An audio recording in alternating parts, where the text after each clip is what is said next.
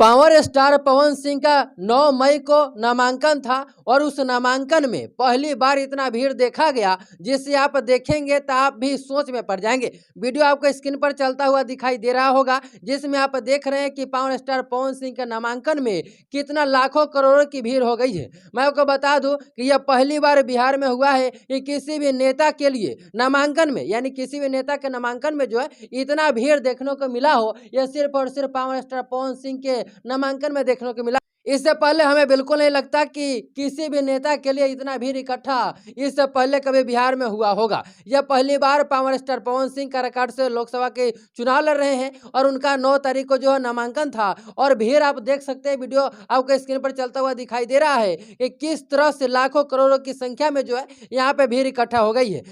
विपक्षी पार्टी की हालत खराब हो चुकी है कि क्या पवन सिंह निर्दलीय प्रत्याशी जीत जाएंगे या क्या कुछ होगा। बड़ी टेंशन भरा हुआ है। विपक्षी पार्टी जितने भी वहां पे हैं उन सभी का टेंशन जो है हाई ऊपर चला गया है। जी हाँ, बिल्कुल आप सही सुन रहे हैं क्योंकि ये जो जन सैलाब आप देख रहे हैं यह पावर स्टार पवन सिंह का जन सैलाब है और पवन सिंह के लिए जो है नामांकन में यह सभी लोग शामिल हुए हैं।